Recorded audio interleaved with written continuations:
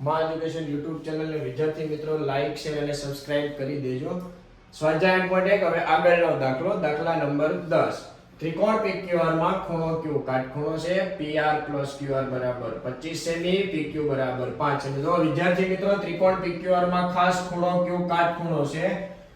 PQ નું માપ આપેલું છે 5 સેમી. હવે મિત્રો PR + QR 25 છે પછી આ બે માપ નથી આમાંથી કોઈ પણ એકને કરતા બને. ચલો મિત્રો આપણે PR ને કરતા બનાવીએ તો 25 + QR પેલી બાજુ જાય એટલે માઈનસ. ચલો PR નું માપ મળી ગયું મિત્રો 25 - QR. હવે આ QR ગોતવા માટે પાયથાગોરસ પ્રમેય મુજબ ચલો મિત્રો સૌથી પહેલા PR નો વર્ગ બરાબર PQ નો વર્ગ વત્તા QR નો વર્ગ. PR આપણને મળ્યા છે મિત્રો 25 - QR નો સ્ક્વેર. PQ નો સ્ક્વેર QR નો ચોરસ. મિત્રો PQ નું માપ આપણને આપેલું છે તો આપણે અહીંયા જ લખી દઈએ 5 નો વર્ગ. મિત્રો આપણે આ નિત્યસમ શીખી ગયા a - b નો વર્ગ બરાબર a² - 2ab + b². પહેલા પદનો વર્ગ મિત્રો 25 નો વર્ગ 625 માઈનસ 2ab એટલે 2 ગુણ્યા પહેલું પદ ગુણ્યા બીજું પદ 25 ગુણ્યા 2 એટલે 50 QR પ્લસ બીજા પદનો વર્ગ QR નો સ્ક્વેર. મિત્રો 5 નો વર્ગ 25 પ્લસ QR નો સ્ક્વેર. મિત્રો 625 માઈનસ મિત્રો બરાબરની બંને બાજુ QR સ્ક્વેર કેન્સલ પ્લસ 25 ઓલી બાજુ છે મિત્રો તો માઈનસ આ 50 QR પેલી બાજુ જાય તો પ્લસ.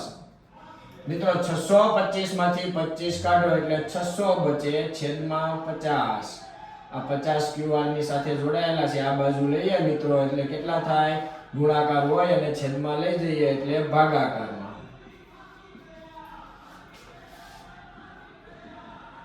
QR બરાબર 0 0 કેન્સલ 12 5 60 મિત્રો QR 12 5 60 એટલે મિત્રો QR ની કિંમત આપણને મળી ગઈ 12 સેમી. કેટલા મળી ગયા મિત્રો? જો મિત્રો QR મળી ગયા આપણને 12 સેમી. હવે અહીંયા PR બરાબર 25 - QR મળી ગયા 12 એટલે PR બરાબર 13 સેમી મળી ગયા. મિત્રો PR આપણને કેટલા મળી ગયા 13 સેમી. કેટલા મળી ગયા મિત્રો 13 સેમી. ચાલો હવે આપણે મિત્રો ગોતવાનું છે sin p cos p અને tan p. બહુ ઈઝી છે મિત્રો. sin cos tan સાત પાક સાપા આપણી પાસે સામેની બાજુ પાસેની બાજુ અને કર્ણ બધા જ પ્રકારના માપ આપણી પાસે છે. ચાલો sin p થી જોવાનું સામેની બાજુ સામેની sin એટલે સાક સામેની બાજુ QR કર્ણ PR QR છેદમાં PR 12/13. હવે મિત્રો મેળવીએ cos p પાક p થી પાસેની બાજુ છે PQ કર્ણ છે PR 5/13. હવે મિત્રો મેળવીએ tan p tan એટલે સાપા સામેની બાજુ છે QR પાસેની બાજુ છે PQ એટલે 12/5.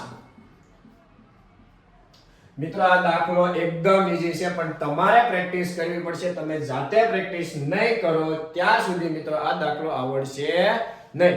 હવે મિત્રો દાખલા નંબર 11 જેમાં ખરા ખોટા આપ્યા છે તે ખરા ખોટા શીખવા માટે નેક્સ્ટ લેક્ચરમાં આપણે પહેલા ત્રિકોણમિતિનું ખૂણા સાથેનું કોષ્ટક શીખીશું. એ શીખ્યા બાદ આપણે દાખલા નંબર 11 ના જે ખરા ખોટા છે તેની ગણતરી કરીશું. મિત્રો જો આ દાખલો આપણને સરળતાથી સમજાઈ ગયો હોય તો જરૂર પ્રેક્ટિસ કરજો અને ચેનલને સબસ્ક્રાઇબ લાઈક અને શેર કરી દેજો.